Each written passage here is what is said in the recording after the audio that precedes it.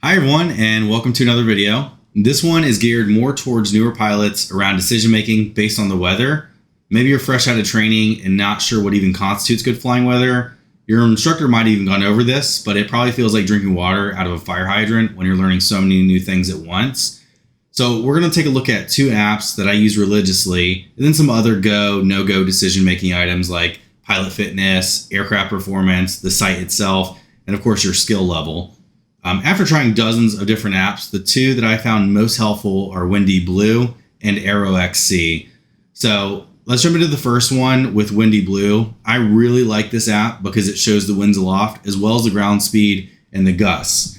Now, as a rule of thumb, I don't enjoy flying when the gust differential is more than 5 miles per hour. I definitely will fly in if the group is flying in that weather. I'll definitely do it, but it tends to be much more bumpy and just not as smooth and enjoyable. So if you want to build your bump tolerance and you're okay with that and don't mind it, that's totally fine. You can definitely widen that range, but I find that if it is within this range, the flights tend to be really smooth and nice. So let's go ahead and take a look at the Windy app, and I'll show you how I use this app to make those decisions. All right, as we come into the app here, you'll notice on the home screen, you've got some of your favorite spots overall. You've got a general map that you can open up. You look at the archive and whatnot, but we're going to take a look at the ones that I've got here. These are probably the most common flight areas that I have, and it's really nice. So whenever you create a new one, you can pin them, you can delete them, you can move them around. When I went to Bad Apples, I had a little pin for the Bad Apples weather as well. But this one is Pine Meadows, close to where I live. What I found, now you can do many different forecast models. I like Icon 13. I think it's the most accurate. It's spot on every single time.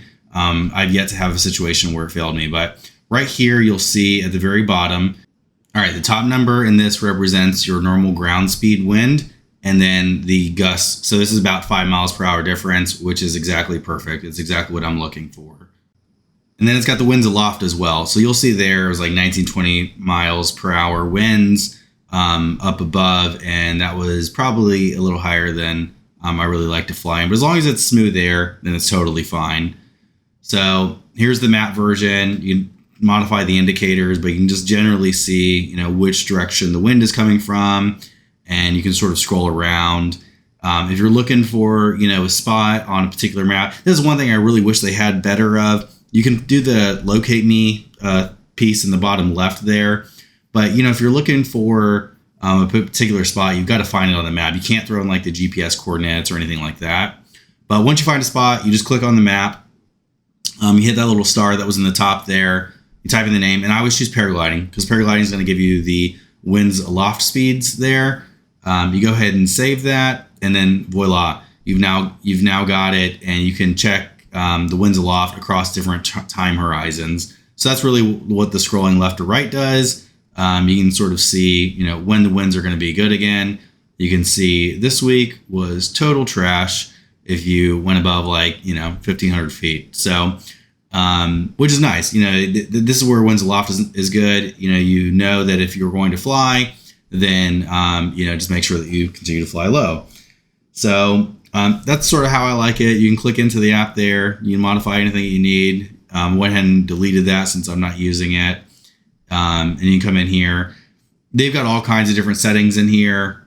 This was just sort of like a overview of the additional data points that you can use in here. So you can see like how the temperature gradients vary at different altitudes as well. So you can see if there's going to be convergence and whatnot. It gets a little more technical on that level. I don't necessarily use that all the time, as long as the winds generally look good. And then the weather outside, or the weather radar apps that I use, look good, then we're in pretty good shape overall. All right, this one is Aero XC. Now, this one is only available on Android. So sorry, iPhone users. That really stinks. On the flip side, I have found that this app is pretty buggy. And one of the first things that you got to do when you come into the app is you've got to update the location. Now, it might be other settings that I've got going on my phone, but if you've seen there in the top right, you've got to kind of click on that little button above your locations and hold that, and then it'll update the weather app data. The little pin in the top right lets you choose your locations. The hamburger on the left allows you to add new locations, edit additional settings, and that sort of thing. So, but once you've selected your location, you can sort of point around on the different map. Down in that lower section there is where you can see your wind speed and then the gust differential that it has as well. There's also a slider on the bottom to choose the different days of the week. That double blue line that you saw there, that's actually where your cloud base is. So you can kind of see it, climbing throughout the day as the energy builds and the clouds go up and whatnot. Here's where you're going to see the wind speed. They don't have it in miles per hour, so the best you can do is knots, but the conversion from knots to miles per hour is pretty simple, and they're relatively close to one another. So this is a really good indicator. Now, if you select this spot all the way at the bottom, what you'll see is that you've got your normal wind conditions and then also your gusting wind. And so that is another really good indicator of what that gust differential is going to be. And just another area that I have to make sure that, the apps are being consistent with one another. All right, try these two apps out and let me know what you think about them. Of course, always put out your windsock when you get to the site and make sure the conditions are still flyable. There are always local anomalies that the weather apps can't predict that might be affecting the environment. In addition to the gust differential, I typically look for nil wind to 10 miles per hour.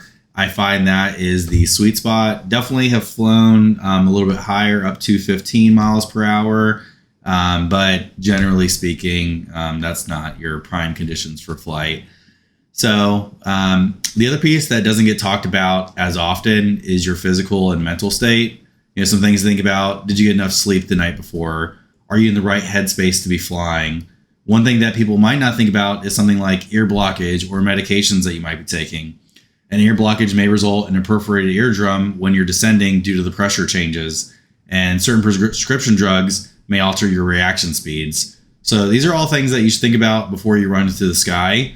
You want to fly with a level head and try to be as objective about yourself as possible. If you do end up getting in the air and can tell that you're not performing quite at your peak, maybe that's a sign that you shouldn't be trying wingovers or foot drags that day, and you should just enjoy the scenery. I think the other thing to think about is aircraft performance as a factor. There isn't anyone telling you that your equipment is airworthy except for yourself. So make sure you're always doing that pre-flight, post-flight, and then fixing any items that come up. They're two-stroke engines. Even the best ones out in the market, they're going to have issues. And just try to fix them whenever you can. And if you need help, ask your buddies and whatnot. For site decisions, know your skill level. If you get there and you feel like you might be taking a bigger risk than you want to, there's absolutely no shame in not flying that day. It's better than getting a serious injury or losing your life, worst case scenario. Remember that the goal is to be doing this for the rest of our lives, and there's always going to be more opportunities to fly. Don't push yourself unnecessarily. That's how accidents happen. That's how people get hurt. And sometimes it's cool to just chill anyways, grab a seat and watch the folks as they fly, maybe film them, talk to them afterwards, and, maybe get some additional advice. But yeah, overall, have fun out there, make wise decisions, figure out what your go, no-go scenarios are. There's definitely a lot of trial and error. And Lord knows that I've made a ton of mistakes early on. And I really learned by listening to the wisdom of the people that I fly with, educating myself with the PBG Bible, other YouTube videos, and of course, experience is definitely the best teacher. But again, it's that risk versus reward. Definitely taken some risks and they paid off, and it's been awesome. There's been other risks where I'm like, I was very, very lucky in that situation, and I'm never going to put myself in that situation again because I may not be lucky the next time. And, so err on the side of caution, take it slow, and you're going to be okay. You're going to enjoy the sport. So good luck out there. Enjoy these apps and have a good time.